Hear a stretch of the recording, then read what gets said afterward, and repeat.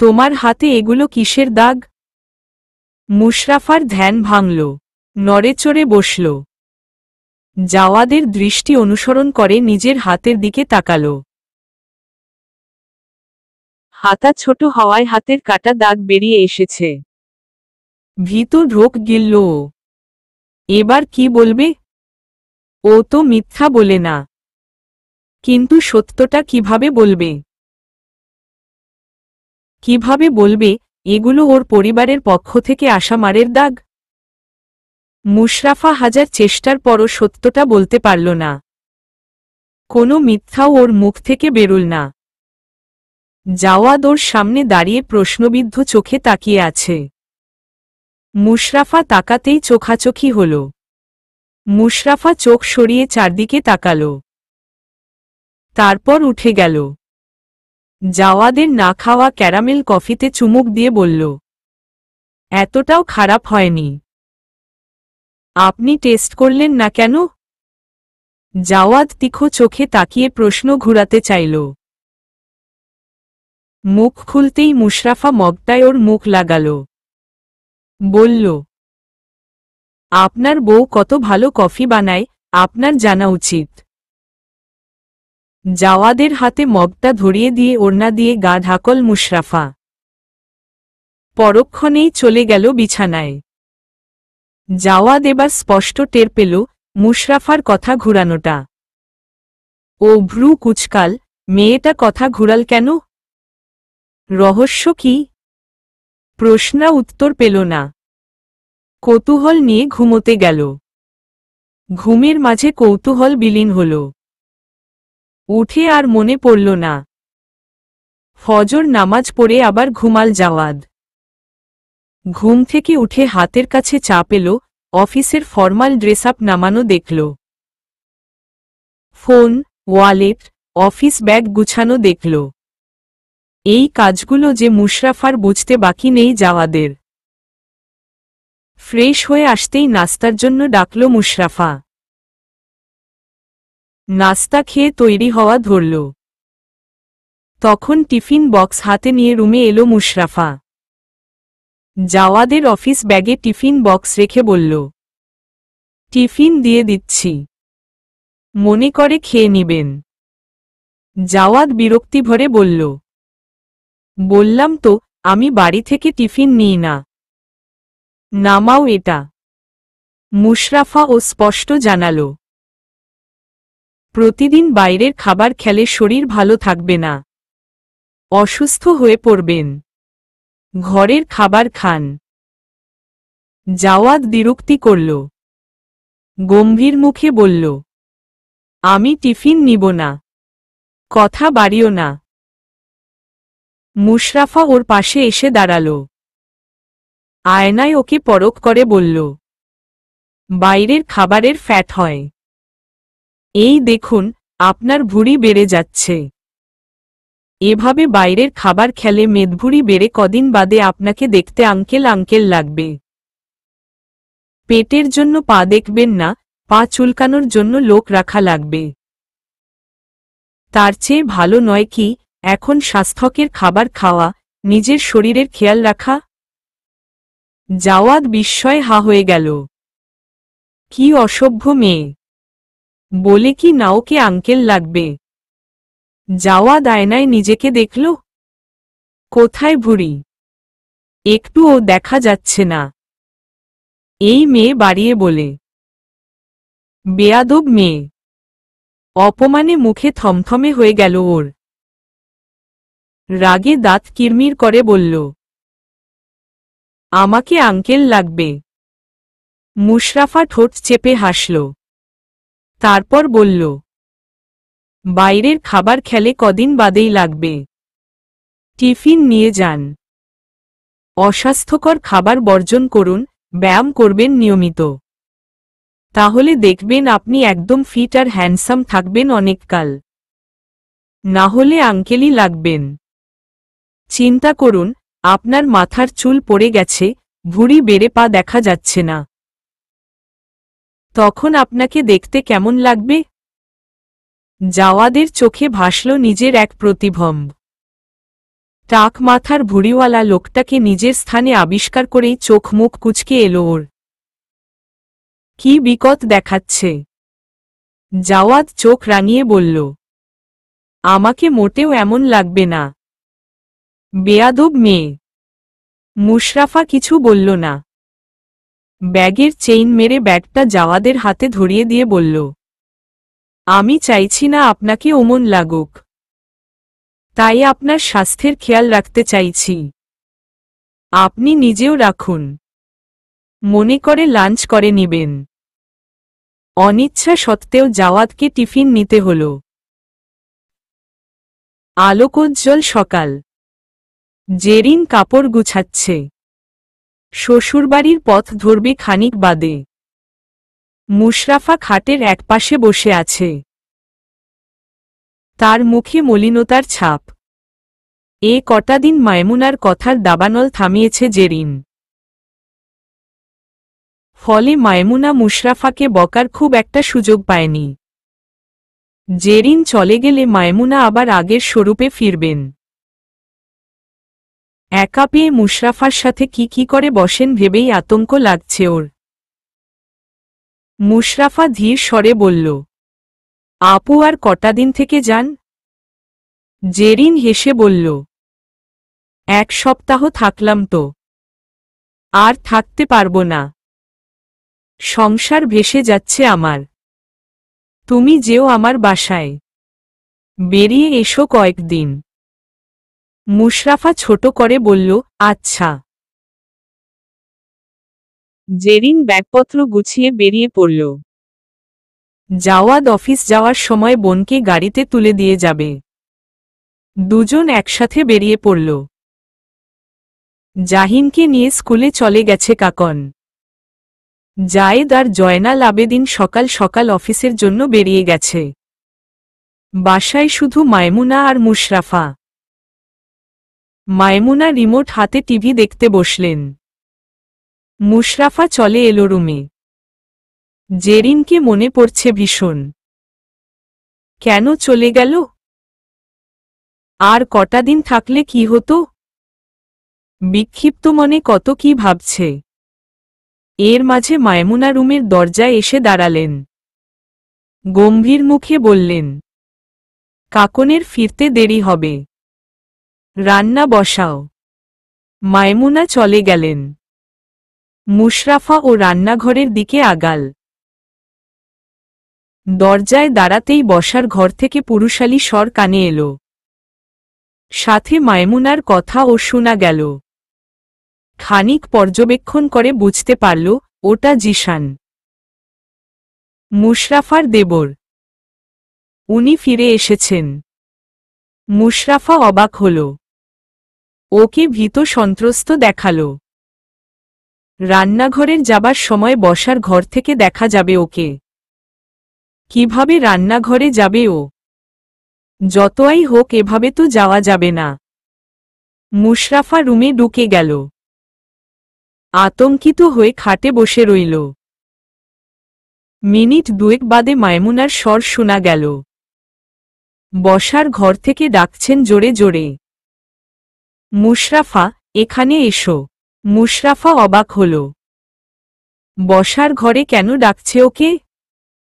ওখানে তো জিশান আছে। জিশানের সাথে ওর কি কাজ? মায়মুনা বারদুয়েক ডাকলেন। মুশরাফা গেল না।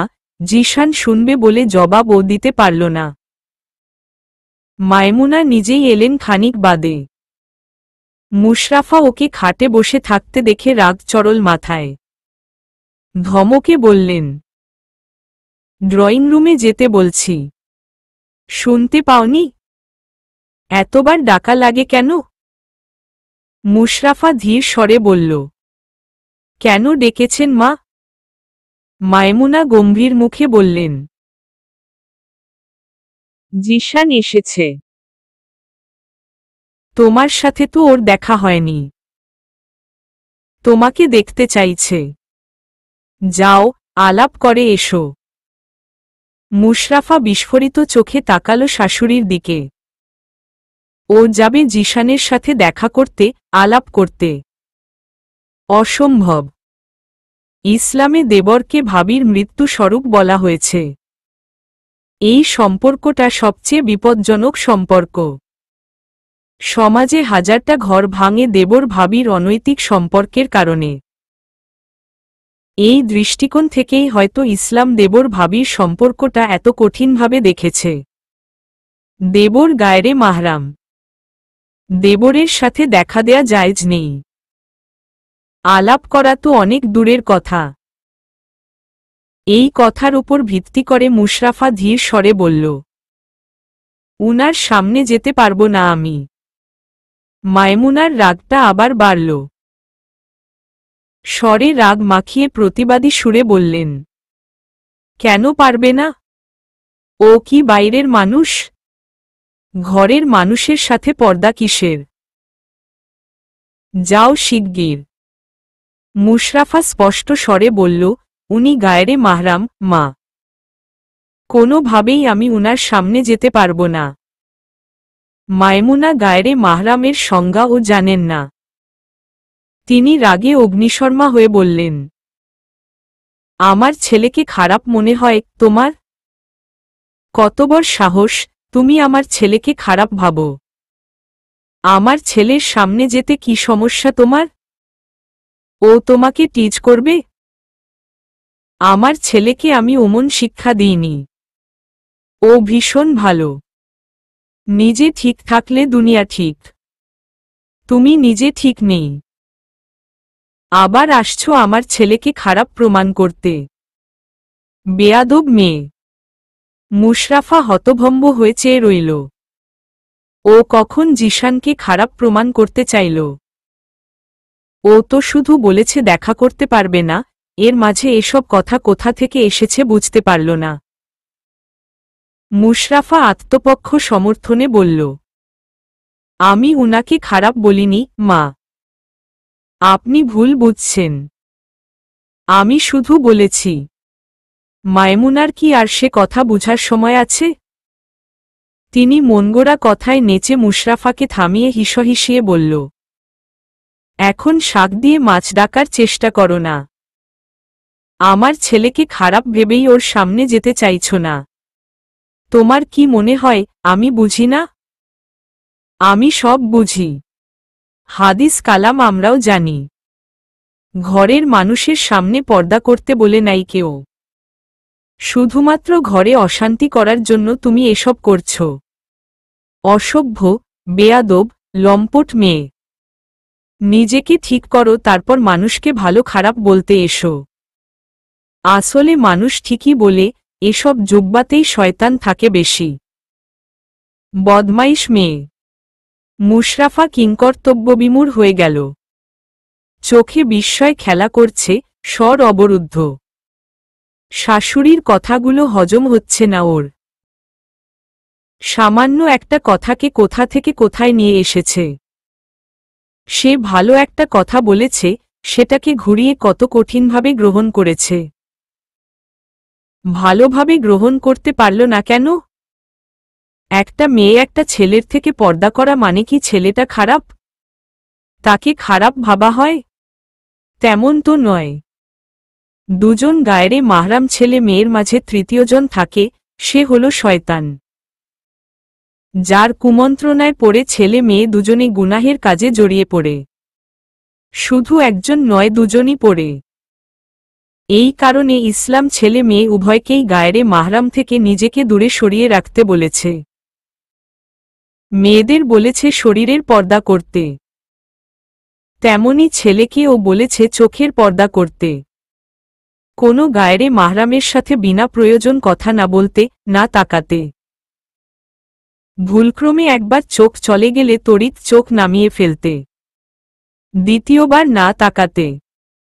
পর্দা শুধু মেয়েদের জন্য নয়, ছেলে মেয়ে উভয়ের জন্য ফরজ করা হয়েছে। সমাজে ইসলামী বিধান বিলীন হতে হতে ছেলেদের পর্দার বিধানও বিলীন হয়ে গেছে। আল্লাহ ভীরু পুরুষ ছাড়া কোনো পুরুষ চোখের পর্দা করেন না। তবে নারীর পর্দা আছে এখনও। আল্লাহভীরু নারীরা পরপুরুষ থেকে পর্দা করে চলেন। এটা ছেলেদেরকে খারাপ ভেবে নয়, শয়তানের কুমন্ত্রণা থেকে নিজেকে রক্ষা করার জন্য। এই কথা আমাদের সমাজের বয়স্করা বুঝেন না, বিশেষ করে নিজের ছেলের বেলায়।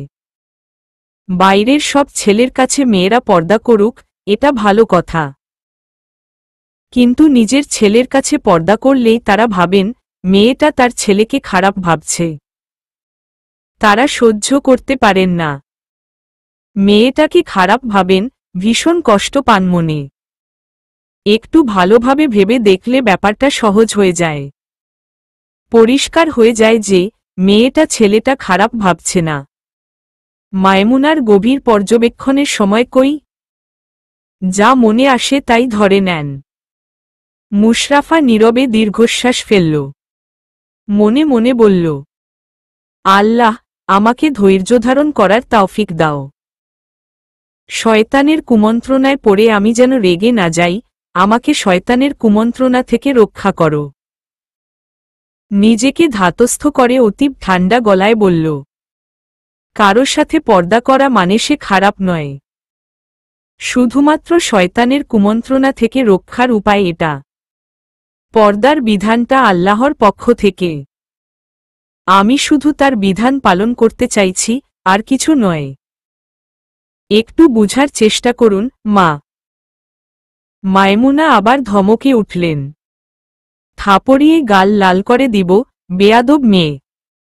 আমাকে শিখাতে এসেছ? হাদিস কালাম আমরাও জানি। আমার দাদা আলেম ছিল, আমিও মেনেছি কত বিধান। এসব জানা আমাদের। শিখাতে এসো না আমাকে।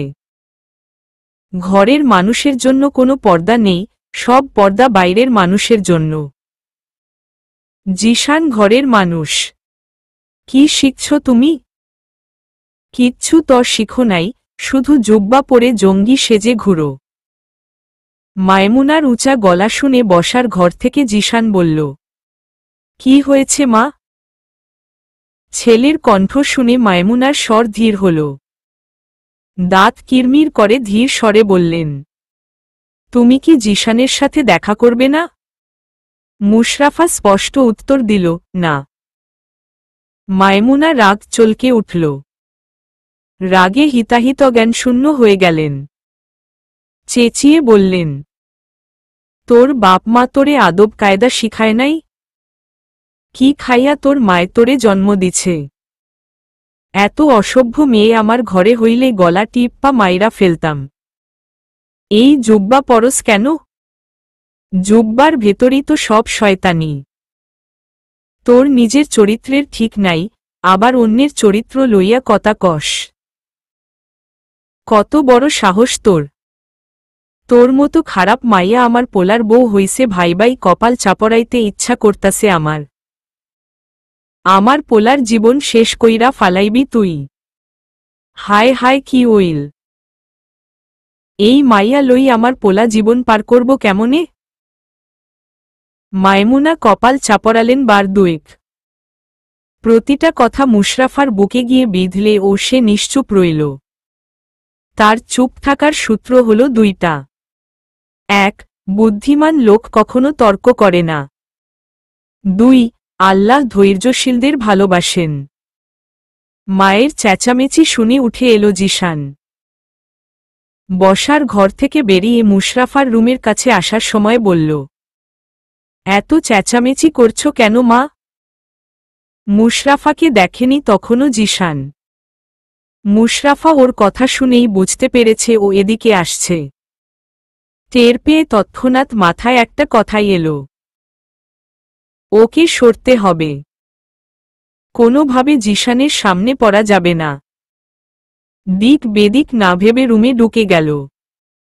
দরজা দিয়ে চুপচাপ বসে রইল। ততক্ষণে জিশান চলে এসেছে। ছেলের মুখের সামনে এভাবে দরজা দেয়ায় মায়মুনা রাগের মাত্রা বাড়ল। জ্বলন্ত চোখে তাকালেন দরজার দিকে। জিশান আবার জানতে চাইল, ঘটনা কি? মায়মুনা চেঁচিয়ে বললেন, এককাল নাগিনী বিয়া কইরা আনছে তোর ভাই। এই নাগিন আসতে না আসতেই অশান্তি শুরু করেছে। মুখের উপর দরজা দিল কেমনে দেখলি? এত বেয়াদব। ভদ্রতার ভালাই নাই। আদব লেহাজ এক জিনিস জানে না। না, এই মাইয়া দিয়া আমার ছেলের জীবন যাইব না। আমি ওরে আবার বিয়া দিমু। জিশান অবাক হয়ে চাইল কেবল। অনিকের কাছে মুশরাফা সম্পর্কে ভালো কথাই শুনেছে। বেশ ভদ্র নম্র নাকি? এই তার নমুনা। মুশরাফা জায়নামাজ বসা। সেজদায় লুটেছে সেই ক্ষণে। এখনো উঠেনি। যখন ও মন খারাপ হয় বা বিপদগ্রস্ত হয় তখন অজু করে নামাজে দাঁড়িয়ে যায়। কারো সামনে চোখের পানি ফেলা ওর নীতিবিরুদ্ধ কাজ। ওর মতে মানুষের চোখের পানি অনেক মূল্যবান। এর সঠিক মূল্য আল্লাহ ছাড়া কেউ দিতে পারে না। কারো সামনে কাঁদলে সে কি করবে? সর্বোচ্চ চোখের পানি মুছিয়ে দিবে বা সান্ত্বনা দিবে। এত কি কষ্ট দূর হবে? সমস্যা সমাধান হবে? হবে না। কিন্তু আল্লাহর কাছে সেজদায় লুটে কিংবা মোনাজাতে হাত তুলে কাঁদলে আল্লাহ প্রতি ফোঁটা চোখের পানির মূল্য দুনিয়ায় ও আখিরাতে দিবেন। কষ্টগুলো আল্লাহর কাছে ব্যক্ত করে সেজদা থেকে মাথা তুলে উপলব্ধি করা যায় মনটা হালকা হয়ে গেছে। মনে শক্তি এসেছে। আল্লাহ সমস্যার সমাধান করে দেন, তড়িৎ কিংবা মঙ্গলময় দেরিতে। কিন্তু দিন শেষে এত চমৎকার সমাধান দেন যা কল্পনাও করা যায় না। মুশরাফা মনের সব গ্লানি চোখের পানিতে ঝরিয়ে নামাজ শেষ করল। সালাম ফিরিয়ে মোনাজাত ধরল। কারো বিরুদ্ধে নালিশ দিল না। শুধু দোয়া করল সবাই যেন সঠিক বুঝো পায়। কোনোভাবে তার পর্দা যেন লঙ্ঘন না হয়। জাওয়াদের জন্য দোয়া করল। এই মানুষটা যেন দুনিয়ায় ওর পাশে খুঁটির মতো থাকে। ওকে সাপোর্ট করে একসাথে যেন জান্নাত যেতে পারে। মোনাজাত শেষে মুখে হাত বুলিয়ে হাত রাখতেই ও উপলব্ধি করল ওর মনটা হালকা হয়ে গেছে। কোনো কষ্ট নাই। হেসে ফেলল। এটা আল্লাহর প্রতি সন্তুষ্টির হাসি। এই হাসিটা সুন্দর, আল্লাহর কাছে প্রিয়। জায়নামাজ গুটিয়ে উঠার পর রান্নার কথা মাথায় এলো। কাকন বাসায় নেই। মায়মুনার যা রাগ, আজ রুম থেকে বেরোবেন না। তাহলে রান্না হবে না? খাবারের সাথে কিসের রাগ? ও তো খাবে। অন্যের জন্য না হোক নিজের জন্য হলেও রাঁধতে হবে। জিহান, কাকন দুপুরের ফিরবে। তাদের খাবারেরও ব্যবস্থা করতে হবে। কিন্তু জিশান আছে বাইরে। ওর সামনে তো এভাবে যাওয়া যাবে না। এদিকে রান্নাও করতে হবে।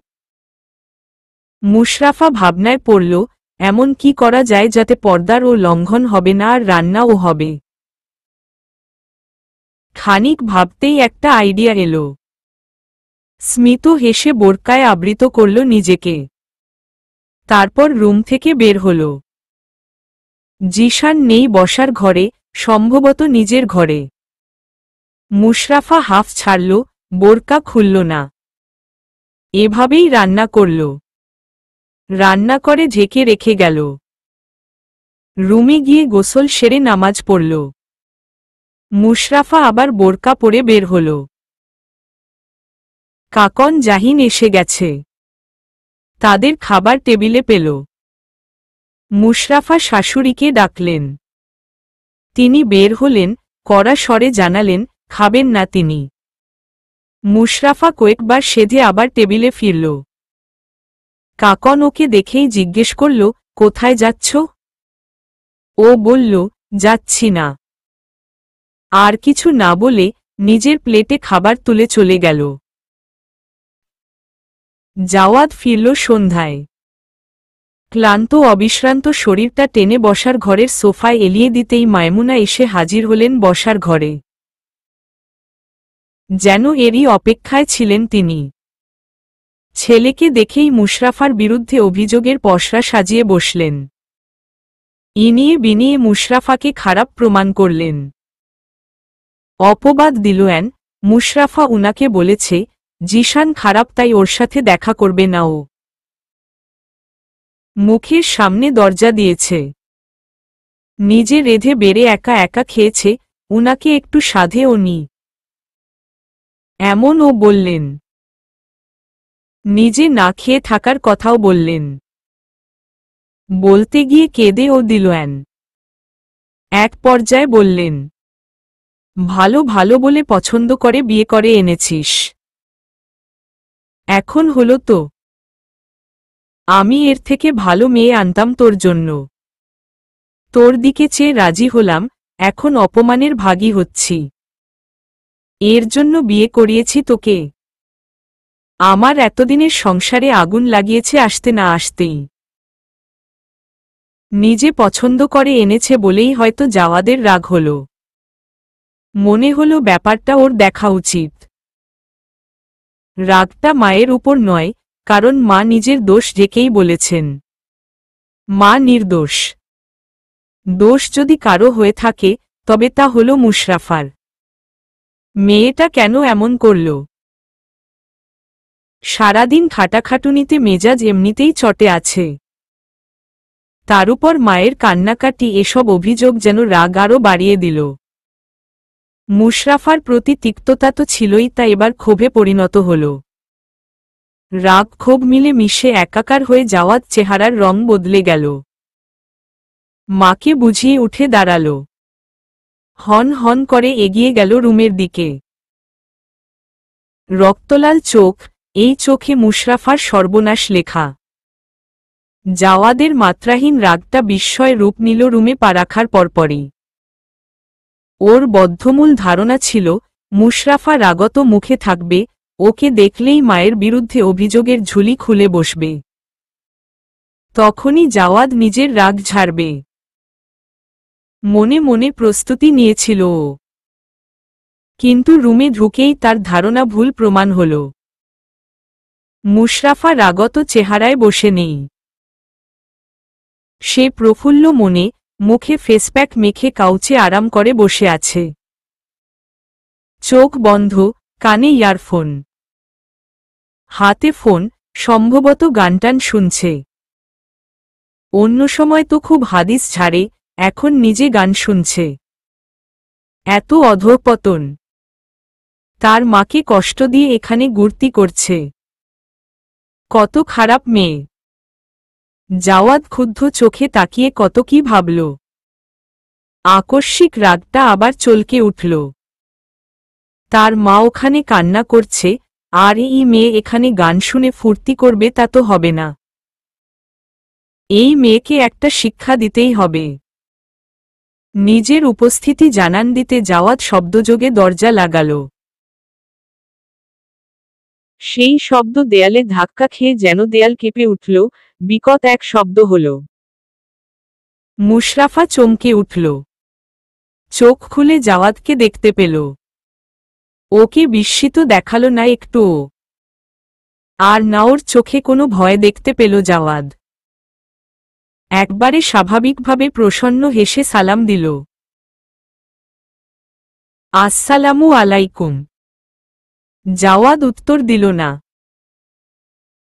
চোখ মুখ লাল করে বলল, সমস্যা কি তোমার? মুশরাফা ওর রাগের পরিমাপ আন্দাজ করে হাসল। উঠে দাঁড়াল, কান থেকে ইয়ারফোন সরিয়ে হাতে নিল। সেন্টার টেবিলে থাকা জগ থেকে পানি ঢেলে গ্লাসটা টেবিলে রাখল আবার। তারপর ফোন হাতে জাওয়াদের দিকে এগিয়ে গেল। জাওয়াদকে টেনে বসাল খাটে। সদ্য কান থেকে খুলে রাখা ইয়ারফোন দুটো জাওয়াদের কানে গুজে বলল, আপনি বসুন, আমি মুখ ধুয়ে আসি। জাওয়াদকে কিছু বলতে না দিয়ে ওয়াশরুমে চলে গেল। মেয়েটা ওকে ইগনোর করছে। রাগের মাত্রা বাড়ল। ক্রুদ্ধ হয়ে তাকালো ওর দিকে। কিছু বলতে মুখ খোলার আগেই কানে গুজানো ইয়ারফোনে মধুর সুরে কুরআন তেলাওয়াত বেজে উঠল। জাওয়াদ আকস্মিক থেমে গেল। হতভম্ব চোখে তাকালো ফোনের দিকে। ফোন বিছানায় রাখা। সূরা আর রহমান বাজছে। অনেকটুকু শোনা হয়েছে। এর মানে এতক্ষণ মেয়েটা গান নয় কুরআন তেলাওয়াত শুনছিল। জাওয়াদের খানিক আগের ধারণা ভ্রান্ত প্রমাণ হল। কানে ইয়ারফোন গুজে কুরআন তেলাওয়াত শুনলে প্রতিটা আয়াত হৃদয়ে গিয়ে লাগে, আকস্মিক মনে প্রশান্তি বয়ে যায়। চোখ বুজে আসে, কেমন শান্তি শান্তি লাগে। একটা অশান্ত মানুষও কেমন শান্ত হয়ে যায়। রাগটা শয়তানের পক্ষ থেকে আসে। যখন কুরআন তেলাওয়াত শোনা হয় তখন শয়তান সাথে থাকে না। শয়তান দূরে যাবার সময় রাগটাও নিয়ে যায়। রুমে আসার সময় সাথে করে যেই রাগ নিয়ে এসেছিল সেই রাগটা কমতে শুরু করল হঠাৎ। জ্বলন্ত লাভার মতো প্রবাহিত হওয়া রাগের উপর যেন কেউ পানি ঢেলে দিল। জাওয়াদ একবার চাইল তেলাওয়াত বন্ধ করে দিতে, কিন্তু কি যেন তাকে বাধা দিল। সে পারল না, শুনে গেল। মন মস্তিষ্ক শান্ত হয়ে আসছে ওর। কখনো এভাবে শোনা হয়নি এই তেলাওয়াত। মিনিট 5 বাদে মুশরাফা মুখ ধুয়ে বের হল। জাওয়াদের কানে ইয়ারফোন দেখেই বিড়বিড় করে আলহামদুলিল্লাহ পড়ল। তারপর জাওয়াদের দিকে এগিয়ে এলো। ফোন তুলে তেলাওয়াত বন্ধ করল। জাওয়াদ চোখে মেলে তাকাল। মুশরাফা হাসল। এক গ্লাস পানি এনে হাতে দিল। তারপর মাথায় হাত বুলিয়ে আলতো স্বরে বলল, রাগ সম্পর্ককে ধ্বংস করে। রাগের বশে মানুষ নিজের অজান্তেই তালাকের মতো শব্দ উচ্চারণ করে ফেলে। রাগ কোনো সমস্যার সমাধান করে না, বরং সমস্যা সৃষ্টি করে। রাগের বশে আপনি আমাকে বকাঝকা করবেন, হয়তো গায়ে হাতও তুলতে পারেন। রাগ চলে গেলে আপনি হয়তো নিজের ভুল বুঝতে পারবেন, ক্ষমাও চাইবেন। কিন্তু আমি হয়তো ক্ষমা করতে পারব না। আপনার জন্য আমার মনে থাকা ভালোবাসা, সম্মান উঠে যাবে। তার পরিবর্তে একটা তিক্ততা সৃষ্টি হবে, যা চাইলেও আমি মুছতে পারব না। এই তিক্ততা সম্পর্ককে বিচ্ছেদের দিকে নিয়ে যায়। আপনার মনে আমার জন্য রাগ আছে, আপনি তিক্ত কথা বলবেন, শাসন করবেন। কিন্তু সেটা রেগে নয়, ঠান্ডা মাথায়। ঠান্ডা মেজাজে আপনি আপনার সব অভিযোগ পেশ করুন, আমি শুনব। আমার ইসলাম যদি বলে আমি অন্যায় করেছি তবে আমি ক্ষমা চেয়ে শুধরে নিব। কিন্তু রাগের মাথায় আমি আপনার সাথে সংলাপে বসে সম্পর্কটাকে ভাঙতে চাচ্ছি না। থামল মুশরাফা। পরপরই বলল, বাইরে থেকে এসেছেন, আপনাকে ক্লান্ত দেখাচ্ছে।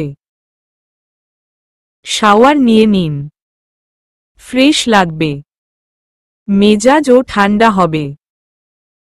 আমি অপেক্ষা করছি, আপনি ফ্রেশ হয়ে আসলে আপনার কথা শুনব।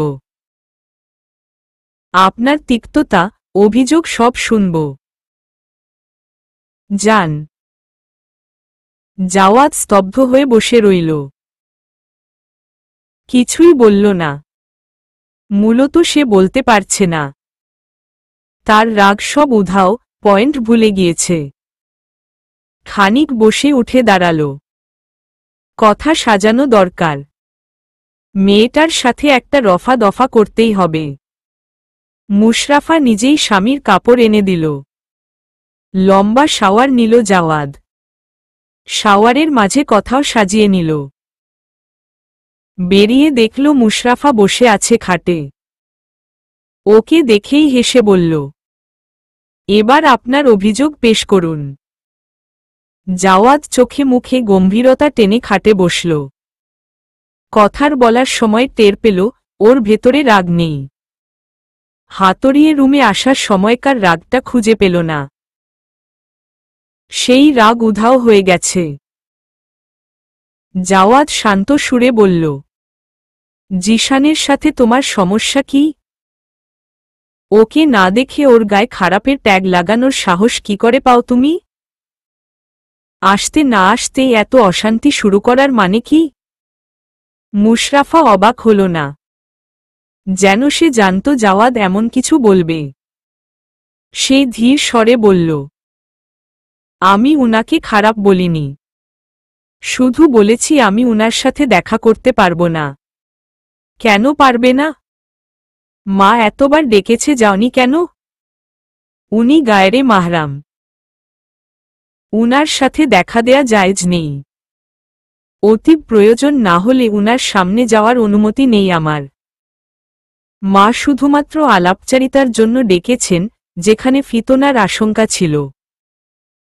এটা অতি প্রয়োজনের কাতারে পড়ে না। উনার সাথে আমার দেখা না হলে খুব একটা অসুবিধা হবে না বা বিপদ হবে না, তাই আমি উনার সামনে যাওয়া অনুচিত মনে করেছি। শান্ত স্বরে বলল মুশরাফা। জাওয়াদ ভ্রু কুচকাল, এক বাসায় থেকে তুমি মুখোমুখি হবে না? দেখা তো হয়েই যাবে, তখন কি করবে? ধরুন এমন প্রয়োজন যখন উনার সাহায্য ছাড়া আমার চলছে না বা উনার মুখোমুখি হওয়া অবশ্যকরণীয় হয়ে উঠবে, তখন পর্দায় থেকে যাব। জরুরি না হলে উনার মুখোমুখি হব না। আর হুটহাট দেখা হওয়া থেকে বাঁচাতে আমি নিজেকে পর্দায় রেখে রুম থেকে বেরোব। খুব সাবধানে চলব যাতে উনার সামনে না পড়তে হয়। এখন কি তুমি ঘরেও জুব্বা পরে ঘুরে বেড়াবে, নাকি নিজেকে ঘরবন্দি করে ফেলবে? কেমন কটাক্ষ শুনাল জাওয়াদের স্বর। মুশরাফা উত্তর দিল না। কথাটা ওর খারাপ লেগেছে কেন যেন। খানিক বাদে বলল, পর্দা মানেই বোরকা নয়, যে পোশাকের দ্বারা আপাদমস্তক ঢাকা যায়, শরীরের অঙ্গ বুঝা না যায়, সেই পোশাককে পর্দা বলা হয়। ঘরে হয়তো সারাদিন বোরকা পরে থাকতে পারব না, তবে নিজেকে ঢেকে রাখব। এভাবেই রুমের বাইরে যাব। জিশান আমার ভাই, তোমার ছোট ভাইয়ের মতো। ঘরের মানুষের সামনে পর্দা করাটা কেমন দেখায় না? ও জানতে পারলে কি ভাববে? বাসায় অন্তত এসব করো না। ভাবি ও তো আছে বাসায়, তিনি তো আমাদের ভাইয়ের মতো দেখেন, আমাদের সামনে পর্দা করেন না। দেখা দেন আমরা ও তাকে বোনের মতো দেখি। এতে সমস্যা কি? জাওয়াদের স্বর তখনও শান্ত। মুশরাফা ধীরেই বলল, আপনি মানুষের দিকে না তাকিয়ে শরীয়তের দিকে তাকান। শরীয়তে এই দেবর ভাবির সম্পর্ককে বিপজ্জনক বলা হয়েছে, যথাসম্ভব এড়িয়ে চলতে বলেছে। জাওয়াদ আকস্মিক গম্ভীর হল, বলল, সবে সংসারে এসেছ, এসেই অশান্তি জুড়ে দিয়েছ। এসব বাদ দাও। কাকন ভাবি যেভাবে চলছে সেভাবে চলো। নিজেও শান্তিতে থাকো, আমাদের ও শান্তিতে থাকতে দাও। তোমার জন্য আমার মা কষ্ট পাচ্ছেন, উপোস হয়ে আছেন। মায়ের কষ্ট আমি সহ্য করব না। ভালো হয়ে যাও। জাওয়াদ উঠে দাঁড়াল, তৈরি হয়ে বাসা থেকে বেরিয়ে গেল, চলে গেল। ওর প্রতিটা কথা মুশরাফাকে আঘাত করেছে। হতাশ চোখে জাওয়াদ যাওয়ার পানে তাকাল। তারপর বিড়বিড় করে বলল, আপনি কবে আমাকে একটু বুঝবেন বলেন তো? আমার পর্দাকে সাপোর্ট করবেন। এক দীর্ঘশ্বাস ফেলে উঠে দাঁড়াল মুশরাফা। রাতের খাবার তৈরি করতে হবে। কাকন জিহানকে পড়াতে বসিয়েছে। এই বেলায় রান্নার ঘরে যাবে না। মুশরাফা আসার পর থেকে বিশ্রামে আছে সে। রান্নাঘরে খুব একটা দেখা যায় না ওকে। মুশরাফা বড় ওড়নায় সতর ঢাকল, তারপর রুম থেকে বের হল। দ্রুত পায়ে এগিয়ে গেল রান্নাঘরে। সেখানে গিয়ে হাঁফ ছাড়ল, রান্নায় হাত লাগাল। জাওয়াদ বসে আছে রেস্টুরেন্টে। এক বন্ধুর ব্যাচলর পার্টি উপলক্ষে বন্ধু সমাজের সবাই এক হয়েছে। অনিকও এসেছে সাথে। দুজন পাশাপাশি বসে আছে। জাওয়াদের চোখমুখ গম্ভীর। অনিক চুপচাপ ওকে পরখ করছে। খানিক বাদে বলল, কাহিনী কি মামা? মুখটা বাংলা পাঁচ কইরা রাখছস কেন? জাওয়ার বিরস মুখে বলল, শালা বিয়া কইরা জীবন শেষ। রাগ লাগতেছে। হইছেটা কি তা তো ক। অনিক ভ্রু কুচকে বলল। জাওয়াদ বলল, কি আর হবে? জিশান আসছে বাসায়, মুশরাফাকে দেখতে চাইছে। মা ডাকছে, দেখা করেনি ও। জিশানকে নাকি খারাপ বলছে। এই নিয়ে ঝামেলা শুরু হইছে। আমি জিজ্ঞেস করলাম সমস্যা কি, বলে জিশানের সাথে নাকি দেখা দিতে পারবে না। দেবর ভাবির সম্পর্ক নাকি বিপজ্জনক। এসব কথার কোনো মানে হয়? এই মেয়ের মাথায় যে কি, আল্লাহ জানে। কি সব পর্দা পর্দা করে সারাদিন। রাগ লাগে। সবার সাথে মিলেমিশে থাকলে কি সমস্যা? একদিন আমার বন্ধুদের সাথে দেখা করবে না, একদিন আমার ভাইয়ের সাথে দেখা করবে না। মান ইজ্জত আর রইল না কিছু। কোনো দুঃখে যে এই মেয়ে বিয়ে করছি। ক্ষিপ্ত মনে কত কি বলে দিল জাওয়াদ। অনিক শুনল মনোযোগ দিয়ে। তারপর কিছু বলতে গেল, পারল না। কোথা থেকে বন্ধুরা সব এদিকে এসে জড়ো হল। যার ব্যাচলর পার্টি তার নাম রবিন। রবিন এসে সবার সাথে কুশল বিনিময় করল। সফট ড্রিঙ্ক দিল। আড্ডা বসল সবার মাঝে। খানিক বাদে রবিনের ফোন বেজে উঠল। রবিন উঠে অন্য পাশে চলে গেল। সে যেতেই ফুয়াদ নামের এক বন্ধু ধীর স্বরে বলল, রবিনের বউ দেখছস তোরা? সাদাফ বলল, হো, দেখছি। পুরাই আগুন। কই থেইকা পটাইছে এই মেয়ে? আমি আগে দেখলে আমি পটিয়ে ফেলতাম। Fuad, Sadaf play boy. ফুয়াদ আগ্রহী গলায় বলল, আমাকে দেখা তো। সাদাফ ফেসবুক থেকে ছবি নামিয়ে দেখাল। ফুয়াদ তীক্ষ্ণ চোখে পরখ করল কিছুক্ষণ। তারপর অবাক হয়ে বলল, অস্থির। রবিন শালা চুপারুস্তম, কোনো দিন দেখা করাল না। সাদাফ বলল, ছবি থেইকা সামনাসামনি আর জোশ। রবিনের বোনের বিয়াতে গিয়েই দেখছি আমি। দেখে তো আমি হা। মাথায় আগুন জ্বলে উঠছিল। শালা বন্ধুর গার্লফ্রেন্ড না হইলে আমি সেই দিনই তুইল্লা নিয়া যাইতাম। সেই এক জিনিস পটাইছে রবিন। এমন কথোপকথন চলছিল দুজনার মাঝে। বাকিরা কেউ সায় দিচ্ছিল, কেউ হাসছিল, কেউ চুপ ছিল। জাওয়াদ আর অনিক চুপচাপ বসে সবার কাণ্ড দেখছিল।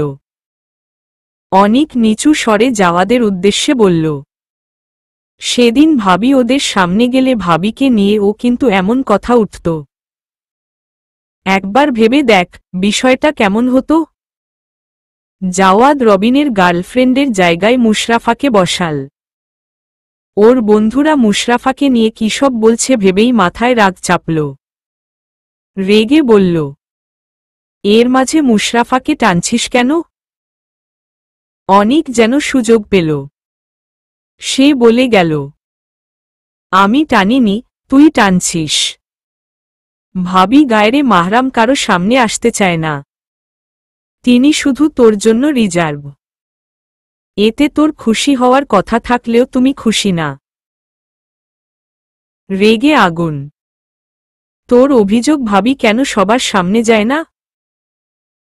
তোর বন্ধুদের সামনে যায় না? এর ওর সামনে যায় না। ধর, তুই তোর বন্ধুদের সামনে বা যে কোনো ছেলের সামনে ভাবিকে নিলি। ভাবি ও সবার সাথে মিলেমিশে কথা বলল। তারপর কি হবে? ফেরার পথে সাদাফ আর ফুয়াদের মতো ছেলে ভাবিকে নিয়ে কুরুচিপূর্ণ মন্তব্য করবে। করবেই। আমি চ্যালেঞ্জ দিয়ে বলতে পারব। কেউ ভাবিকে এমন কথা বললে পারবি মানতে? জাওয়াদ চুপ করে রইল। তবে ওর চেহারা বলে দিল পারবে না।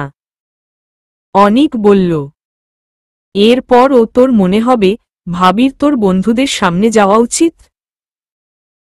জাওয়াদ থমথমে গলায় বলল, এসব কথা বাদ দে। ভালো লাগছে না। অনিক হাসল। জাওয়াদের কাঁধ চাপড়ে বলল, এইসব ফিতনা থেকে বাঁচানোর জন্য আল্লাহ তাআলা পর্দার বিধান তৈরি করেছেন। একজন মানুষ শুধুমাত্র তার জীবনসঙ্গীর জন্য রিজার্ভ করেছেন। তার রূপ সৌন্দর্য সবকিছু হবে জীবনসঙ্গীকে ঘিরে। নারীর নিরাপত্তার জন্য 14 জন পুরুষের সাথে দেখা করাকে জায়েজ করেছেন। যাদেরকে বিয়ে করা জায়েজ, তাদের সাথে দেখা করা হারাম। পুরুষদেরও তেমন। তার মধ্যে একান্ত ব্যক্তিগত মানুষ ওই একজনই। দুজনার প্রেম দুজনা কেন্দ্রিক হবে। ভাবি নিজেকে তোর জন্য রিজার্ভ করেছেন। ভাবি যে বেশভূষায় বের হন, সেই বেশভূষায় সাদাফ, ফুয়াদ কেন কেউ তার রূপ সম্পর্কে আন্দাজ করতে পারবে না। তাকে বাজে মন্তব্য করার সুযোগ পাবে না। তোর উচিত ভাবিকে মাথায় তুলে নাচা। আর তুই অসম্মান করিস। একজন নেককার স্ত্রীকে দুনিয়ার এক টুকরো জান্নাত বলা হয়। তুই হেলায় ফেলে দিচ্ছিস। সময় থাকতে মূল্য দে। না হলে পস্তাবি। শালা, একটু রিজার্ভ হ এবার, সেই সাথে মানুষ হ। আর কতকাল লোকাল থাকবি? জাওয়াদ নিশ্চুপ হয়ে শুনল। তারপর বলল, বন্ধুদের কথা না হয় বুঝলাম, কিন্তু জিশানের সাথে দেখা করতে কি সমস্যা? জিশান তো ওর ভাইয়ের মতো। ভাইয়ের মতো? ভাই তো নয়। জিশানের সাথে মুশরাফার বিয়ে হওয়া জায়েজ। তাই দেখা দেয়া জায়েজ নেই। আমার ভাবিকে আমি কখনো দেখিনি। তিনি আমাদের সাথে পর্দা করেন। ব্যাপারটা বিয়ের পরদিন ভাইয়া আমাদের বলে দিয়েছেন। আমরা ভাইয়েরা বাসায় গেলে সতর্ক থাকি। রুম থেকে বের হলে জোরে কথা বলে বের হই, উনি আওয়াজ শুনে সরে যান। উনি যেখানে থাকেন, আমরা সেখানেই যাই না। আমরা যেখানে থাকি উনি সেখানে আসেন না। আমরা খেয়ে চলে গেলে উনি খেতে আসেন। তখন আমরা রুমেই থাকি। আমরা সবাই উনার পর্দাকে সম্মান করি। আমরা 4 ভাই হওয়া সত্ত্বেও আমাদের সংসারে পর্দা বিষয়ক ভাবির কোনো অভিযোগ নেই। কোনো ঝামেলা নেই। অনিক থামল। ওর হাতে কোকের গ্লাস। চুমুক দিয়ে গলা ভিজাল। তারপর ধীর স্বরে বলল, স্ত্রীর পর্দার ব্যাপারে সবচেয়ে গুরুত্বপূর্ণ ভূমিকা রাখে স্বামী। ভাইয়ার মতো তুই জিশানকে বলে দিবি, তোর ভাবি পর্দা করে, তোর সাথে দেখা দিবে না। ডাকিস না ওকে। ঘর থেকে বের হতে কথা বলে বের হোস, যাতে ও সরে যেতে পারে। ব্যাপারটা সুন্দরভাবে বুঝিয়ে বলবি। তাহলে কোনো ঝামেলা হবে না। আন্টিকে ও বুঝিয়ে বল। জিশানের সাথে দেখা না হলে, কথা না বললে খুব অসুবিধা হবে না। তারা নিজের মতো থাকুক। ব্যাপারটা এমন না যে তাদের মাঝে শত্রুতা আছে, ব্যাপারটা হলো তারা ইসলামের সম্মানার্থে নিজেদের দূরে রেখেছে। তুই স্ট্রং হ। তাহলে সংসারে অশান্তি হবে না। ঠান্ডা মাথায় বুঝিয়ে বলল অনিক।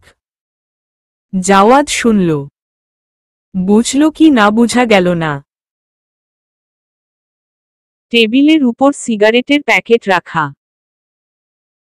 ফুয়াদ রেখেছে খানিক আগে। জাওয়াদ প্যাকেট থেকে একটা সিগারেট আর লাইটার নিয়ে উঠে দাঁড়াল। সেখান থেকে কিছুটা দূরে গিয়ে সিগারেট ধরাতে নিল। অনিক ওর পিছু গিয়ে দাঁড়াল। জাওয়াদ লাইটার দিয়ে সিগারেটের কাছে নিতে গিয়ে থেমে গেল। মস্তিষ্কের নিকোটিন সম্পর্কিত মুশরাফার কথা মাথায় এলো। অগ্নিচোখে তাকালো অনিকের দিকে। ক্ষুব্ধ গলায় বলল, আল্লাহ তোর বিচার করবে। কি এক মেয়ে বিয়া করিয়ে দিয়েছিস, সিগারেটটা অবধি খেতে দিচ্ছে না। কি সব ট্যাগ লাগিয়ে দিয়েছে। বদমাইশ মেয়ে, আমার জীবনটা শেষ করে দিল। রেগে সিগারেট ফেলে দিল জাওয়াদ। অনিকের মনটা প্রশান্তিতে চেয়ে গেল। জাওয়াদ সুপথে আসতে শুরু করেছে তবে। অনিক টিপে হাসল। হেসেই বলল, জীবন তোর, বউও তোর, দুটো নিয়ে সুখে থাক। জাওয়াদ পার্টি শেষ করে যখন বাসায় ফিরল তখন ঘড়ির কাঁটায় রাত 1:30। জিশানকে কল দিয়ে দরজা খুলিয়েছে। ওর ধারণা মুশরাফা ঘুমিয়ে পড়েছে হয়তোবা। ধীর পায়ে রুমে গেল। রুমে পা রাখতেই কারো চাপা কান্নার শব্দ কানে এলো। নীল রঙা ড্রিম লাইট জ্বলছে। মৃদু আলোয় চোখ বুলিয়ে মুশরাফাকে খুঁজল। বিছানায় নেই। কোথায় গেল মেয়েটা? কান্নার শব্দ আবার কানে এলো। শব্দের উৎস খুঁজে খাটের পাশে জায়নামাজ বসা মুশরাফাকে আবিষ্কার করল। সেজদায় মাথা ঠেকিয়ে অঝরে কাঁদছে মেয়েটা। কান্নার মাঝে কি যেন বলছে, বুঝা যাচ্ছে না। জাওয়াদ বিস্মিত হয়ে কিছুক্ষণ চেয়ে রইল। মুশরাফা নামাজ শেষ করল, লম্বা মোনাজাত ধরল। বিড়বিড় করে কেঁদে কেটে কত কি দোয়া করল, বুঝা গেল না। মুশরাফার কান্নাটা জাওয়াদের ভালো লাগল না কেন যেন। সে দাঁড়াল না। পাশ কাটিয়ে চেঞ্জ করতে চলে গেল। ওয়াশরুম থেকে ফেরতেই মুশরাফার মুখোমুখি হল। ওকে দেখে হেসে সালাম দিল। আসসালামু আলাইকুম। কখন এলেন? জাওয়াদ অবাক হল। যাওয়ার সময় মুশরাফার সাথে রুক্ষ আচরণ করে গিয়েছে। ফিরেছে রাত করে। এত কষ্ট দেওয়ার পর ও সালাম আসছে কোথা থেকে? একটু আগে না কাঁদছিল, এখন হাসি আসছে কোথা থেকে? এই মেয়ে কি দিয়ে তৈরি? জাওয়াদের আজ কেন যেন সালামের উত্তর নিতে ইচ্ছে হল। নীল ও মনে মনে। মুখে বলল, মাত্র এসেছি। ঘুমাওনি কেন? ঘুম আসেনি। কেমন করে বলল মেয়েটা। জাওয়াদ স্পষ্ট টের পেল, মেয়েটা ওর জন্য ঘুমায়নি। ও বিছানায় গিয়ে বসল। বিছানায় গা এলিয়ে দিয়ে বলল, অনেক রাত হয়েছে, এবার ঘুমাও। মুশরাফা জায়নামাজ গুটিয়ে শুয়ে পড়ল ওর পাশে। কেটে গেল অনেকটা সময়। মুশরাফার চোখে ঘুম নামল না। জাওয়াদের চোখ বন্ধ। ঘুমিয়ে গেছে বোধ হয়। তাও মুশরাফা ওর একটা হাত নিজের মাথায় নিয়ে বলল, ঘুম আসছে না, আমার মাথায় একটু হাত বুলিয়ে দিবেন? জাওয়াদের নড়চড় হল না। নিঃশ্বাস ভারী তার। হাতটা আলগা রইল। মুশরাফা ধরে নিল, ও ঘুমিয়ে গেছে। হাত সরানোর মনস্থির করতেই টের পেল ওর মাথায় একটা হাতের বিচরণ, আলতো হাতে বিলি কাটছে কেউ। মুশরাফার মুখে হাসি ফুটল। আবেশে চোখ বুজল। একসময় ঘুমিয়ে ও পড়ল। ভোরে অ্যালার্মের শব্দে ঘুম ভাঙল ওর। নামাজের তাড়ায় উঠে বসল তড়িৎ। বাজতে থাকা অ্যালার্ম বন্ধ করার সময় স্মরণে এলো কাল রাতে ও অ্যালার্ম দিয়ে ঘুমায়নি। আর ফোনটাও মুশরাফার নয়, জাওয়াদের। একরাশ খুশির ঝিলিক এসে ছুঁয়ে দিল মুশরাফার মুখে, মনে। কি যে আনন্দ হল ওর। জ্যৈষ্ঠের এক মধ্য প্রভাত। রূপালী মেঘে চিরে বাংলার বুকে নেমে এসেছে রক্তিম সূর্য। জাওয়াদের বাসা থেকে কিছুটা দূরে একটা রাধাচূড়া গাছ। হলদে ফুলে সেজেছে গাছটা। গাছের নিচটাও হলুদ হয়ে আছে। হলুদে ছেয়ে গেছে চারপাশ, তার মাঝে এক টুকরো রক্ত ঢেলে দিয়েছে যেন কেউ। রক্তিম বৃত্তাকার সূর্যটা গাছটার পেছনে এসে ঠাঁই নিয়েছে। কি চমৎকার লাগছে। নামাজ পড়ে সূর্যোদয় দেখতে এসে দৃশ্যটা চোখে পড়ল মুশরাফার। বিমোহিত দর্শকের মতো চেয়ে রইল কিছুক্ষণ। পরপরই রুমে ছুটে গেল। নামাজ পড়ে ঘুমানোর প্রস্তুতি নিচ্ছিল জাওয়াদ। মুশরাফা বলল, একটু বারান্দায় চলুন না। জাওয়াদ চোখ খুলে ভ্রু কুঁচকাল, কেন? আপনার সাথে সূর্যোদয় দেখব। সরল আবদার মুশরাফার।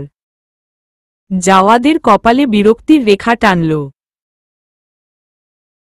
বিরক্তি ভরে বলল, রাতে ঘুমাতে পারিনি। ভীষণ ঘুম পাচ্ছে, আমি ঘুমাব। 2 মিনিট পরে ঘুমালে কি হয়?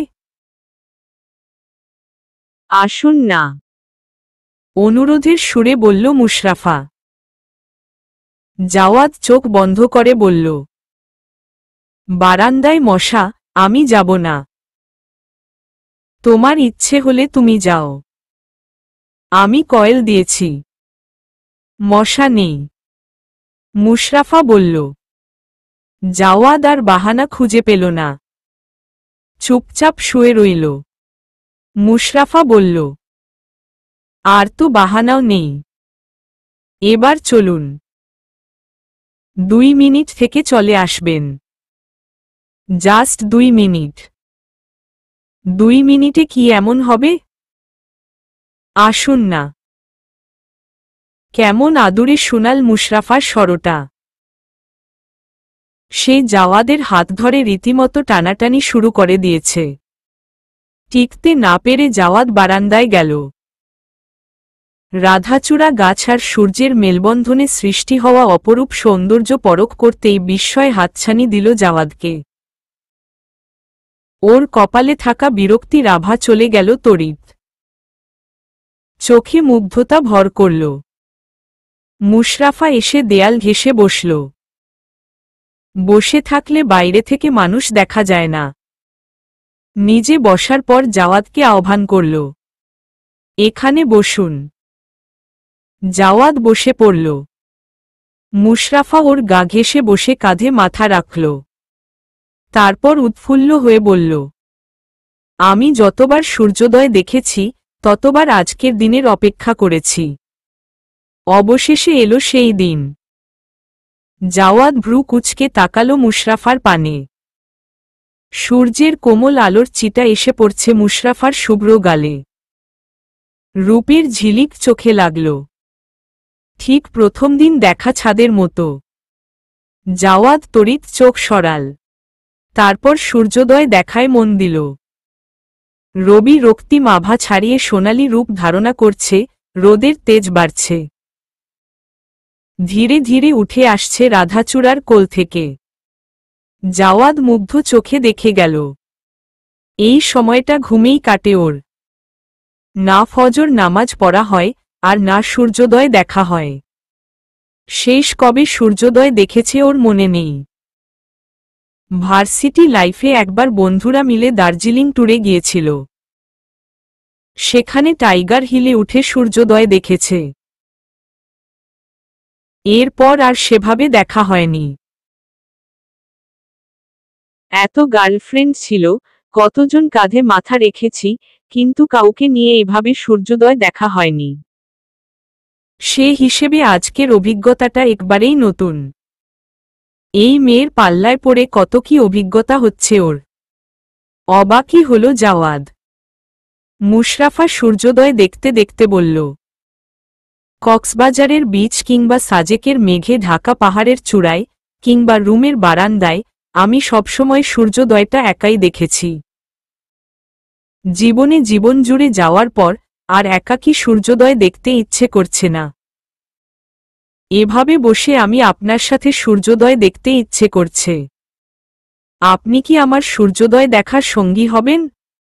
একদিন, 2 দিন, প্রতিদিনের জন্য? মেয়েটা জাওয়াদের কাঁধে মাথা রেখে সূর্যোদয় দেখছে। আদুরে সুরে আবার প্রপোজ করে ও বসছে। এত রোমান্টিক কেন এই মেয়ে? পর্দা করা মেয়েগুলো এত রোমান্টিক হয়। আর একটা কথা, ও ঘুরতেও যায়। জাওয়াদ ভাবল কত কি, তারপর উত্তর না দিয়ে বিস্মিত হয়ে জানতে চাইল, তুমি ঘুরতেও যাও? মুশরাফা ঠান্ডা গলায় বলল, এত অবাক হওয়ার কি আছে? পর্দায় থেকে অনেক কিছুই করা যায়। সবাই ভাবে একটা মেয়ে পর্দা করে মানে তার জীবনে কোনো শখ আহ্লাদ নেই, সে কোথাও ঘুরতে যাবে না। মূলত ইসলাম বলে পর্দায় থেকে মাহরামকে নিয়ে নারী যে কোথাও ঘুরতে যেতে পারবে। এটা গুনাহ নয়, বরং সওয়াবের কাজ। আল্লাহর নিদর্শন দেখতে ভ্রমণ করা একটা আনন্দময় ইবাদত। আল্লাহ তার নিদর্শনগুলো মানুষকে দেখতে বলেছে, ভ্রমণ করতে বলেছে। বাংলাদেশের খুব কম পর্যটন এরিয়া আছে যেখানে আমি যাইনি।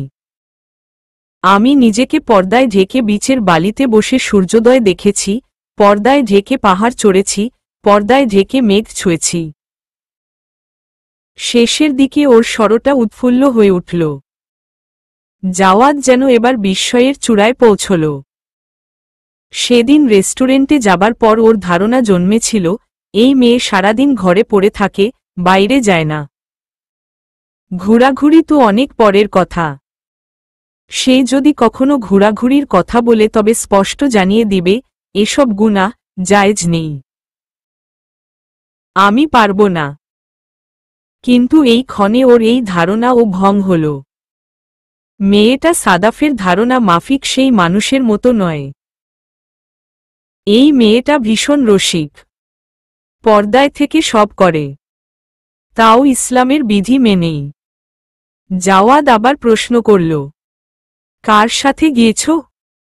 মামা ভ্রমণ পিয়াসু। ছুটি পেলেই পরিবার নিয়ে ঘুরতে চলে যান। মামা মামির সাথেই যাওয়া হয়েছে সব জায়গায়। আকাশের দিকে তাকিয়ে বলল মুশরাফা। জাওয়াদের মনে প্রশ্ন জাগল, মুশরাফার সবকিছুতে মামা মামি থাকে, মা বাবার অস্তিত্ব নেই কেন? বিয়ের পর থেকে প্রতিদিন নিয়ম করে নাজমুল সাহেব ওকে কল দিয়ে খবর নেন। ফরিদা ও কল দেন, কিন্তু মুশরাফা বাবা মায়ের কাছ থেকে একটা কল ও আসেনি। কেউ কল দিয়ে জিজ্ঞেস করে না, পরিবারের সাথে সম্পর্ক ভালো নেই নাকি? কৌতূহলী মনে হরেক ভাবনা এলো। প্রশ্ন করতে ইচ্ছে হল, কিন্তু সেদিনের এড়িয়ে যাওয়ার কথা ভেবে করল না। জাওয়াদ বলল, আমি ভাবিনি তুমি ঘুরতেও যাও। মুশরাফা হেসে বলল, আপনি আমাকে যেমন ভাবেন আমি তেমন নই। আমি আপনার মনের মতন। আপনি দৃষ্টি ঘুরালেই টের পাবেন। শুধু দৃষ্টিকোণটা বদলান। জাওয়াদ শুনল সে কথা, প্রত্যুত্তর করল না। মুশরাফা বলল, আমার উত্তর দিন। আপনি আমার সূর্যোদয় দেখার সঙ্গী হবেন? জাওয়াদ নীরবতায় গা ঢাকল, যেন সে শুনতেই পায়নি। আকাশের দিকে নজর দিল। সূর্য তার পূর্ণ দৃষ্টি মেনে তাকিয়েছে। রোদের তাপ ধারালো হয়েছে, গায়ে বিঁধছে সূচের মতো। তাকিয়ে থাকা যাচ্ছে না। জাওয়াদ চোখ নামিয়ে বলল, 2 মিনিট শেষ। এবার সরো, আমি ঘুমাবো। আর কিছুক্ষণ থাকি। রোদে গা পুড়ে যাচ্ছে আমার। আমি আপনার জন্য সানবার্ন এনেছি, লাগিয়ে নিলে ঠিক হয়ে যাবে। ঠায় বসে বলল মুশরাফা। জাওয়াদ কি যেন ভাবল, তারপর বাঁকা হেসে বলল, আমি নিজেকে মুনাফিকের খাতায় নাম লিখাতে পারব না। মুশরাফা ভ্রু কুচকাল, এখানে মুনাফিকের কথা কোথা থেকে আসছে? জাওয়াদ বলল, রোদে আমার গা পুড়ে যাচ্ছে, এতে ঘামাচি হবে, চামড়া কালো হয়ে যাবে, রক্তচাপ কমে অ্যাটাক প্যাটাকও হতে পারে। কত বড় ক্ষতি! তুমিই আমাকে ওয়াদা করিয়েছিলে আমি নিজের ক্ষতি করতে পারব না। এত বড় ক্ষতি হবে জেনেও আমার রোদে বসে থাকা মানে ওয়াদা খেলাপ করা। ফলাফল আমাকে মুনাফিকের খাতায় নাম লেখাতে হবে। আমি পারব না নিজের এত বড় ক্ষতি করতে। আমি চললাম। জাওয়াদ উঠে দাঁড়াল। মুশরাফা নিজের কথায় নিজেই জব্দ হল। হতবাক হয়ে তাকালো জাওয়াদের পানে। লোকটা কি ধুরন্ধর, তার কথায় তাকেই প্যাঁচিয়ে দিল। জাওয়াদ বিজয়ী হেসে রুমের দিকে পা বাড়াল। আচ্ছা, জব্দ করা গেছে পাজি মেয়েটাকে, শান্তি লাগছে। জাওয়াদ এসে শুয়ে পড়ল। মুশরাফা রুমে এলো খানিক বাদে। ছোট ছোট চোখ করে তাকালো জাওয়াদের দিকে। তা দেখে ভীষণ হাসি পেল জাওয়াদের। হাসি চেপে রাখল বহু কষ্ট। হাসলে আবার মেয়েটা লাই পেয়ে যাবে। মুশরাফা বলল, 7টা বাজে, আপনি এখন ঘুমাবেন? মুশরাফাকে জব্দ করে জাওয়াদের মেজাজ বেশ ফুরফুরে হয়ে উঠেছে। মজা করতে ইচ্ছে হলো ওর, করে ও ফেলল। শুয়ে শুয়ে ঘুমাবো না, ডান্স করব। দেখবে, লোকটা ওর সাথে মজা করছে। সহজ হতে শুরু করেছে ভেবেই আনন্দ হল মুশরাফার। মজায় ঘি ঢেলে সে কাউচে গিয়ে প্রাচীন জমিদারদের মতো বসল। এক পা মেঝেতে, আরেক পা কাউচে। হাঁটুর উপর হাত রেখে নবাবী হালে বলল, জাহাপনা নৃত্য প্রদর্শন করবেন, আমি দেখব না। তা কি করে হয়? অবশ্যই দেখব। আপনার নৃত্য দেখবার জন্য আমি অধীর আগ্রহে অপেক্ষা করছি। শুরু করুন। এই মেয়ে তার থেকে এক ধাপ উপরে। কি পাজি মেয়ে! কৌতুকে বিশেষ সুবিধা করতে না পারলেও ওর অঙ্গভঙ্গি দেখে মজা পেল জাওয়াদ। মজা করতেও পারদর্শী এই মেয়ে। হাসিটা বাধাছাড়া হয়ে উঠল। কয়েক সেকেন্ড তাকিয়ে থাকলে হেসে ফেলবে। হাসিদের বাধা দিতেই চোখ বন্ধ করে ফেলল। ওকে চোখ বন্ধ করতে দেখে মুশরাফা বলল, জাহাপনা, আপনি না নৃত্য প্রদর্শন করছেন? জাওয়াদ তৎক্ষণাৎ উত্তর দিল না। খানিক বাদে নিজের অবস্থার পরিবর্তন না করে বলল, দেখছ না স্বপ্নে নাচ করছি। মুশরাফা ফিক করে হেসে ফেলল। মৃদু শব্দ হল ওর হাসির। পরক্ষণেই হাসির শব্দটা বিলীন হল। চওড়া গালে ঠোঁট চেপে হাসছে। জাওয়াদ নেত্রপল্লব আলগা করে তাকালো এক পলক। পরক্ষণেই চোখ সরাল। এই হাসির দিকে বেশিক্ষণ তাকিয়ে থাকা বিপজ্জনক। মজার পাট চুকাল। মুশরাফা হাসি থামিয়ে বলল, এখন ঘুমালে অফিসের জন্য দেরি হয়ে যাবে। ঘুমাবেন না, উঠে বসুন। জাওয়াদ নড়ল না, চুপচাপ শুয়ে রইল। মুশরাফা আবার বলল, চা খাবেন? আমি চা করে আনি? জাওয়াদের কোনো ভাবান্তর হল না। মুশরাফা খানিক ভাবল, তারপর নিজের ফোন আর হেডফোন তুলে নিল। কুরআন তেলাওয়াত ছেড়ে জাওয়াদের কানে ইয়ারফোন গুজে বলল, আপনি তেলাওয়াত শুনুন মনোযোগ দিয়ে, ঘুমাবেন না। এই তেলাওয়াত শেষ হওয়ার আগেই আমি চা নিয়ে ফিরছি। ওড়নায় গা ঢেকে মুশরাফা চলে গেল। চা বসানোর পর বাইরে জায়নাল আবেদিনের কথা শোনা গেল। ফজর নামাজ পড়ে হেঁটে হুটে বাইরে থেকে ফিরছেন। মুশরাফা বের হয়ে চারদিক চোখ বুলাল। জয়নাল আবেদিন ছাড়া কেউ নেই। মুশরাফা শ্বশুরের সামনে গিয়ে সালাম দিল। আসসালামু আলাইকুম বাবা। জয়নাল আবেদিন চমকালেন। তারপর হেসে উত্তর নিলেন, ওয়া আলাইকুমুস সালাম। এত সকালে রান্নাঘরে কি করছো? চা করছিলাম। আপনাকে 1 কাপ দিব? নমনীয়তার সাথে জিজ্ঞেস করল। জয়নাল আবেদিন খুশি হলেন। প্রসন্ন হেসে বলল, দিলু মন্দ হয় না। চায় চিনি কম দিও। আমি ড্রয়িং রুমে বসছি, তুমি চা আনো। জয়নাল আবেদিন চলে গেলেন। মুশরাফা 3 কাপ চা বানিয়ে একটা ট্রেতে নিল। সাথে 1 প্লেট বিস্কুটও নিল। বসার ঘরে গিয়ে শ্বশুরকে চা দিল।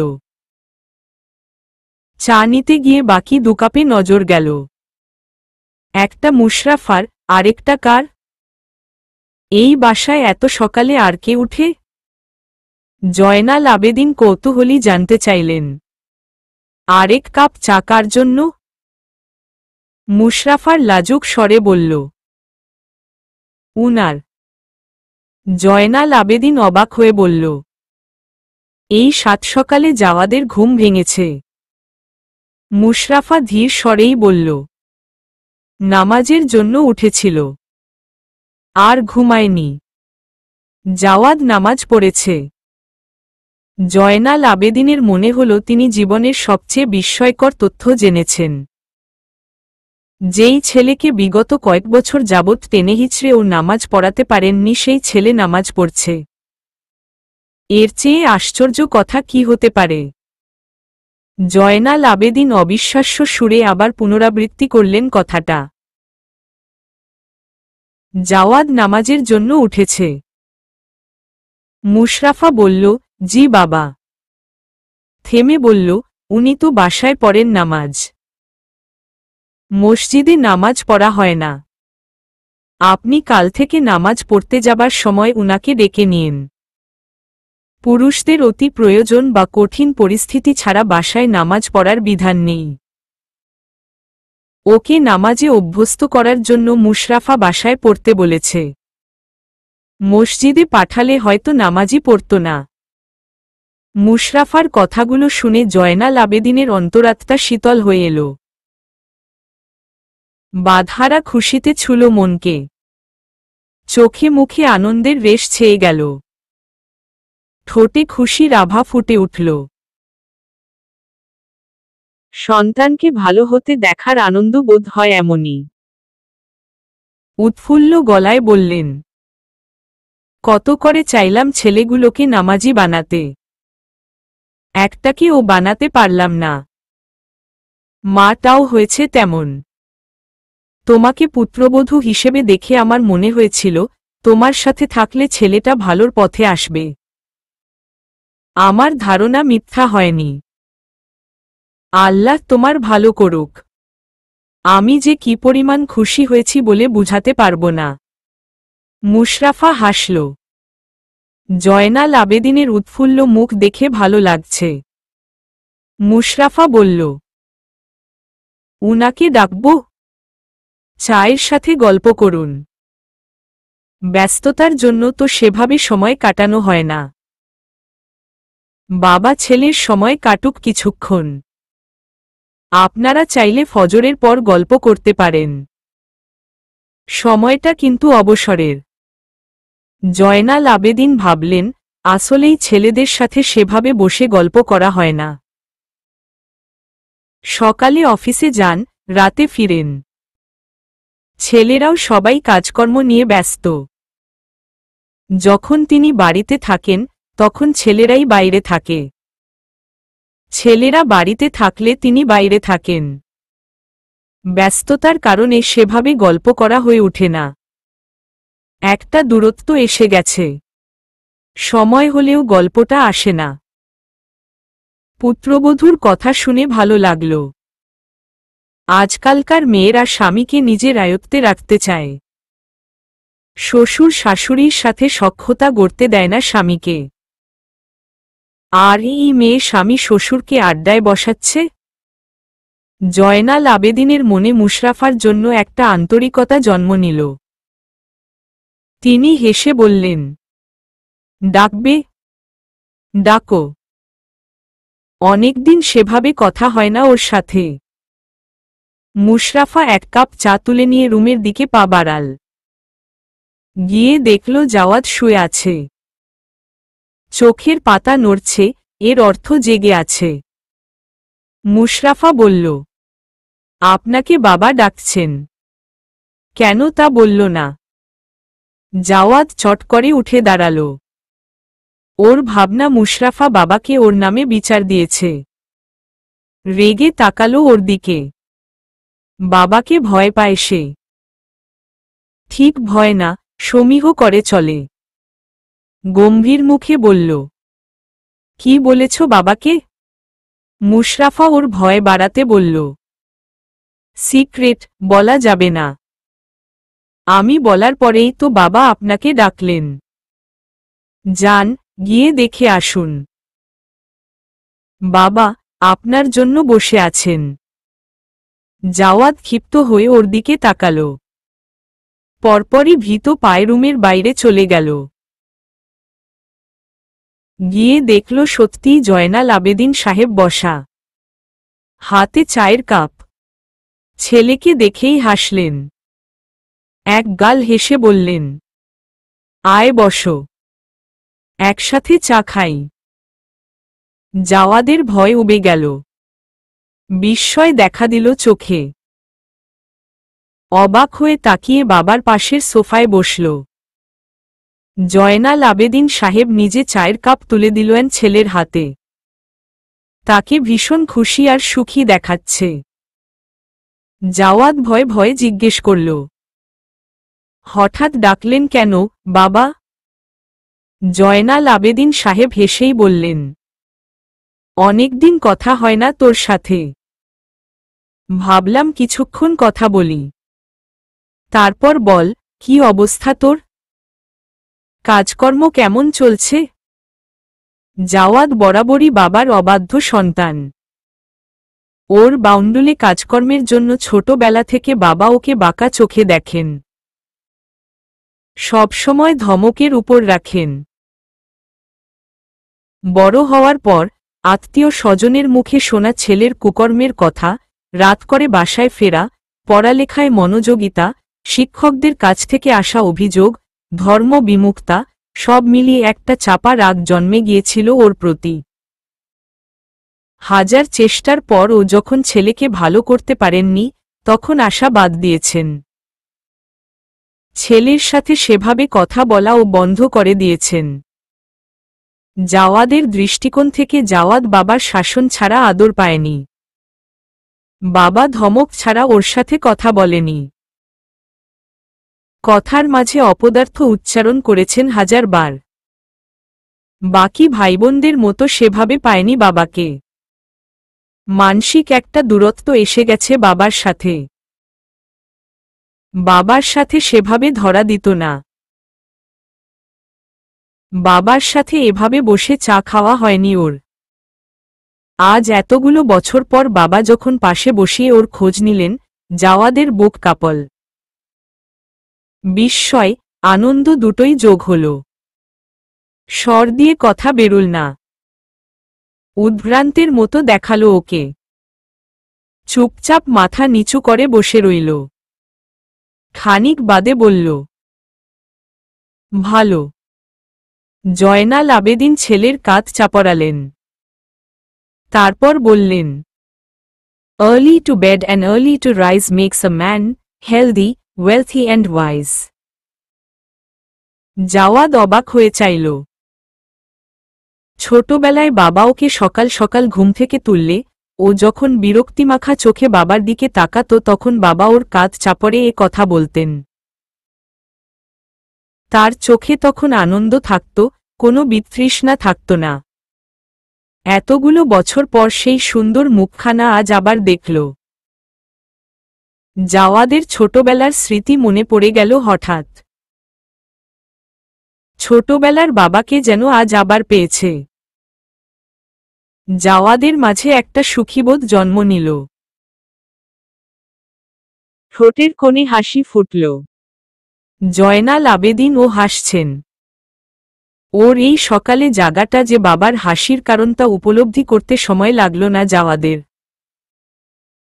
অনেকগুলো বছর পর বাবার চোখে নিজের জন্য সন্তুষ্টি দেখে অবাক হল, খুশিও হল। জাওয়াদ মাথা নিচু করে হাসল একটু। টুকটাক কথা হলো বাবা ছেলের মাঝে। কথাবার্তা শেষে রুমে ফিরে এলো জাওয়াদ। মুশরাফা রুম গুছাচ্ছে তখন। জাওয়াদ ঢুকেই গম্ভীর মুখে বলল, আর কখনো আমার নামে কারো কাছে বিচার দিবে না। মুশরাফা থেমে গেল। ঘাড় ঘুরিয়ে বলল, আমি কার কাছে আপনার নামে বিচার দিয়েছি? বাবার কাছে? না, আমি বাবার কাছে বিচার দিইনি, বিশ্বাস করুন।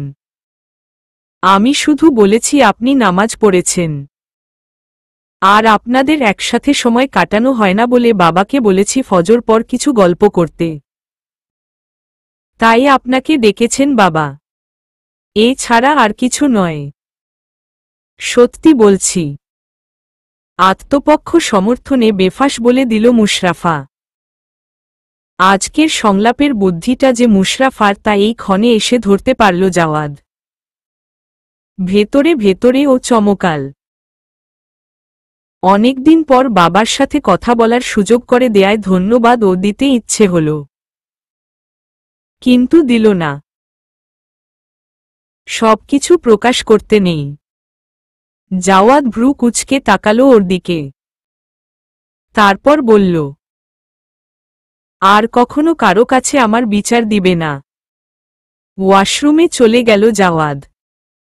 মুশরাফা ভাবুক মনে দাঁড়িয়ে রইল। কার কাছে কি বিচার দিয়েছে সে? মনে পড়ল না ওর। ওর ভাবনার মাঝে ওয়াশরুম থেকে ডাক এলো, টাওয়াল ফেলে এসেছি, টাওয়াল দাও তো। মুশরাফা ভাবনা থেকে বের হল। টাওয়ালের সাথে একটা ফেসওয়াশ ও আর একটা শ্যাম্পু এগিয়ে দিল। জাওয়াদ টাওয়াল নেয়ার সময় জিজ্ঞেস করল, এগুলো কার? এগুলো আপনার জন্য অর্ডার করেছিলাম, ধীর স্বরে বলল মুশরাফা। জাওয়াদের হাতে ধরিয়ে দিয়ে সরে গেল। জাওয়াদ অবাক হল। ফেসওয়াশ নড়েচড়ে দেখতে গিয়ে বিস্ময়ের মাত্রা বাড়ল। ব্রুনের ফেসওয়াশ। ওর মুখে ব্রুন উঠেছে এটা মেয়েটা খেয়াল করেছে। আবার ফেসওয়াশও নিয়ে এসেছে। ফেসওয়াশটা গতকালই ওয়েবসাইটে দেখেছে। ব্র্যান্ডেড, রিভিউ ভালো। শাওয়ার নিয়ে বেরিয়ে ড্রেসিং টেবিলে কাছে আসতে খেয়াল করল ড্রেসিং টেবিল বিউটি প্রোডাক্টে ভরা। কি সব ফেসমাস্কও আছে। কাল ও মুখে কি সব মেখেছিল মেয়েটা। এই মেয়ে রূপচর্চাও করে। প্রোডাক্ট দেখে মনে হচ্ছে সৌন্দর্য রক্ষা সম্পর্কে বেশ ভালোই ধারণা আছে। এগুলো ও জায়েজ। আর কি বাকি আছে? এই মেয়ে দেখি সব দিক দিয়ে পারদর্শী। পর্দার মাঝে থেকে এত কি করা যায়? জাওয়াদ অবাক হল। ওর মনে হল এটা মেয়ে নয়, একটা মিস্ট্রি বক্স, যার পড়তে পড়তে নতুন অজানা তথ্য আছে। প্রতিবার নতুন করে জানছে ওকে। চলবে।